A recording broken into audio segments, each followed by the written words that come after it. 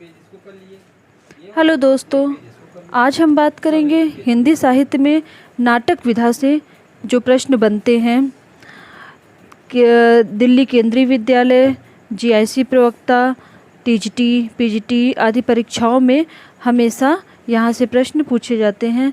यहाँ हम हल सहित इन प्रश्नों को देखेंगे। सबसे पहले हम देखते हैं संभवामि युगे युगे नामक नाटक के रचयिता कौन हैं। यह प्रश्न आप देख रहे हैं दिल्ली केंद्रीय विद्यालय पीजीटी परीक्षा में यह प्रश्न पूछा गया है। किस वर्ष 2015 में यह प्रश्न पूछा गया है, संभवामि युगे युगे नाटक के रचयिता कौन है। तो इसका हल है जे हरिजीत, जे हरिजीत। यह संभवामि युगे युगे नाटक के रचयिता। इनके बारे में और कुछ बता देते हैं कि यह नाटक इनका सामाजिक और पौराणिक नाटक है और यह सन 1980 में इसकी यह प्रकाशित हुआ है। साथ ही इसे कर्नाटक सरकार से पुरस्कार भी प्राप्त हुआ है। आगे हम देखते हैं हरिजीत जी की कुछ अन्य रचनाएं भी हैं, जैसे रंगायन, खरगोश की नौकरी। इनका एकांकी संग्रह है, यह भी बहुत प्रसिद्ध नाटक है। आगे हम देखते हैं नाग बोडस द्वारा लिखित नाटक कौन सा है। इनमें से नाग बोडस द्वारा लिखित नाटक कौन सा है।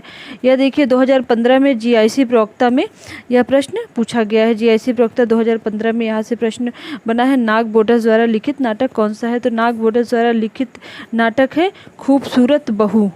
खूबसूरत बहू यहाँ इनका लिखित नाटक है। नाग बोडस क्या हैं? यह एक लोकप्रिय भारतीय नाटककार हैं और साथ ही ये हिंदी कथाकार भी हैं और इनकी पहचान मुख्यतः नाटककार के रूप में ही हुई है।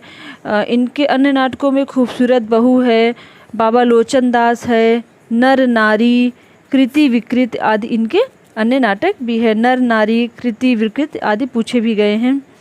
आगे हम देखते हैं नाटक और नाटककार की दृष्टि से कौन सा युग्म अशुद्ध है। ये आप यह देख रहे हैं 2009 में आश्रम पद्धति प्रवक्ता परीक्षा 2009 में यहाँ से प्रश्न पूछा गया है कि नाटक और नाटककार के दृष्टि से कौन सा युग्म अशुद्ध है। तो आप जान रहे हैं कि चारुमित्र राजकुमार वर्मा द्वारा लिखी गई है। टूटते परिवेश विष्णु प्रभाकर द्वारा लिखा गया, यह भी सही है, यह भी सही है। एक घूंट जयशंकर प्रसाद का है, लेकिन आषाढ़ का एक दिन यह सुरेंद्र वर्मा का नहीं है। यह तो फिर यह किसका है? यह नाटक जो है यह मोहन राकेश का है। मोहन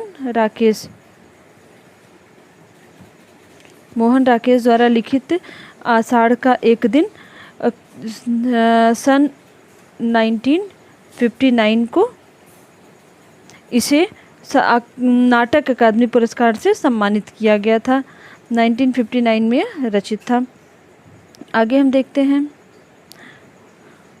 यह भी बहुत इम्पोर्टेंट प्रश्न है। जयशंकर प्रसाद के करुणालय का नाट्य रूप क्या है। यह प्रश्न पीजीटी 2005 में पूछा गया है। पीजीटी 2005 में यह प्रश्न पूछा गया है कि जयशंकर प्रसाद का करुणालय का नाट्य रूप क्या है। तो इन करुणालय जो है वह एक गीत नाट्य है। गीत नाट्य हिंदी की गीत नाट्य परंपरा की प्रथम रचना है करुणालय। करुणालय 1913 में जयशंकर प्रसाद जी द्वारा लिखा गया है। और करुणालय जो है इसमें हरिश्चंद्र और विश्वामित्र के प्रसिद्ध पौराणिक आख्यान को आधार लिया गया है। हरिश्चंद्र और विश्वामित्र के आधार बनाकर यहाँ पर एक आख्यान लिखा गया है। आगे हम देखते हैं जयशंकर प्रसाद के नाटकों का सही क्रम क्या है।